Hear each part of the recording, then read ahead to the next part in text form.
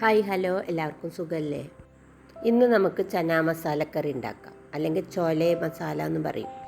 ഒരു കപ്പ് വെള്ളക്കടല തലേ ദിവസം കുതിർത്തി വെച്ചിട്ടുണ്ട്. പിറ്റേന്ന് രാവിലെ ഇതെടുത്തിട്ട് നമുക്ക് നന്നായി കഴുകി കുക്കറിലിട്ട് വേവിച്ചെടുക്കാം.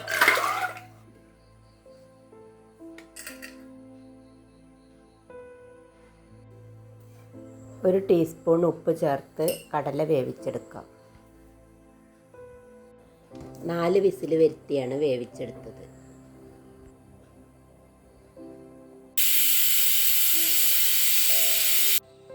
സവാള, തക്കാളി, ഇഞ്ചി, വെളുത്തുള്ളി, പച്ചമുളക് ഇതെല്ലാം വഴറ്റിയെടുക്കാം. ചീഞ്ചട്ടി എണ്ണ ഒഴിച്ച് ചൂടാക്കാം. ആദ്യം വെളുത്തുള്ളി ചേർത്ത് വഴറ്റാം. ഇഞ്ചിയും വെളുത്തുള്ളിയും 1 ടീസ്പൂൺ വീതമാണ് എടുത്തത്. ഇഞ്ചി കൂടി ചേർത്ത് അതിൻ്റെ പച്ചമണം മാറുന്നത് വരെ ഒന്ന് വഴറ്റാം.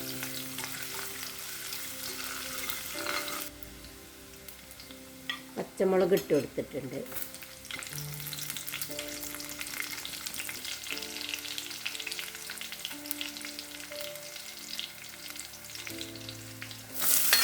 ഒന്നര കപ്പ് സവാള അരിഞ്ഞത് ചേർത്ത് കൊടുക്കാം.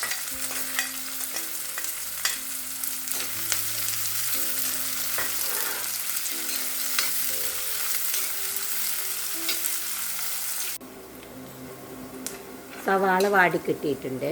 ഇനി അതിലേക്ക് തക്കാളി ചേർത്ത് കൊടുക്കും. 3/4 കപ്പോളം തക്കാളിയാണ് ഇട്ടത്.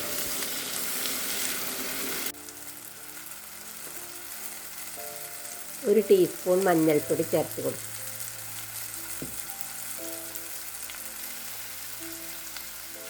എരിവുള്ള മുളക് പൊടി 1 ടീസ്പൂൺ ചേർത്ത് കൊടുക്കാം.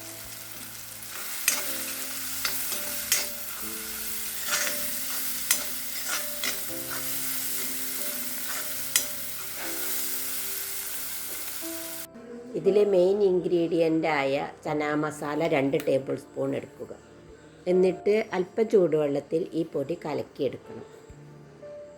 വഴറ്റി മൂത്ത് വന്ന മസാലയിലേക്ക് നമ്മൾ കലക്കി വെച്ച ചനാ മസാലപ്പൊടി ചേർത്ത് കൊടുക്കും.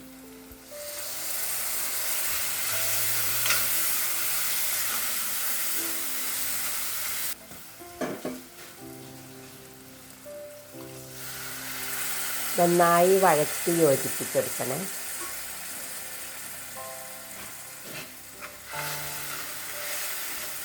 ഉപ്പ് കുറവുണ്ടെങ്കിൽ ഉപ്പൊക്കെ ഇട്ട് കൊടുക്കണം കേട്ടോ. മുളക് പൊടിയോ മഞ്ഞൾപ്പൊടിയോ ഒക്കെ കുറവുണ്ടെങ്കിൽ ഒക്കെ ചേർത്ത് കൊടുക്കാം. ഇനി ഈ മസാലയിലേക്ക് വേവിച്ച് വെച്ച കടല ചേർത്ത് കൊടുക്കാം.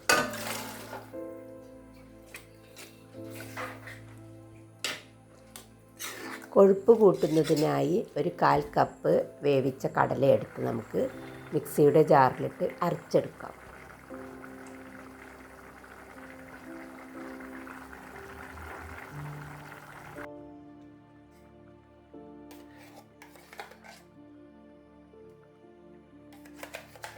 അരച്ച് വെച്ച കടല കൂടി ചേർത്ത് കൊടുത്തപ്പോൾ നമ്മുടെ കറിക്ക് ഒന്നുകൂടി കൊഴുപ്പ് കൂടി കിട്ടിയിട്ടുണ്ട്.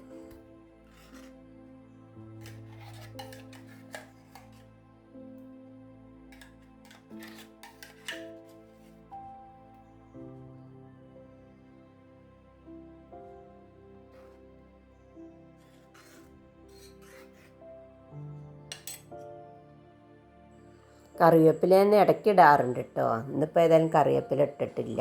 ഒരു നോർത്ത് ഇന്ത്യൻ കറിയല്ലേ, അതുകൊണ്ട് കറിവേപ്പില ഒഴിവാക്കി. ഇടുന്നതിന് തെറ്റൊന്നുമില്ല കേട്ടോ, കറിവേപ്പില നല്ലതാണല്ലോ.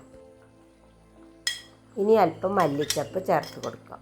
കസൂരിമേത്തി ചേർത്ത് കൊടുക്കാം കേട്ടോ. എൻ്റെ കയ്യിലുള്ള കസൂരിമേത്തി എക്സ്പയർഡായി.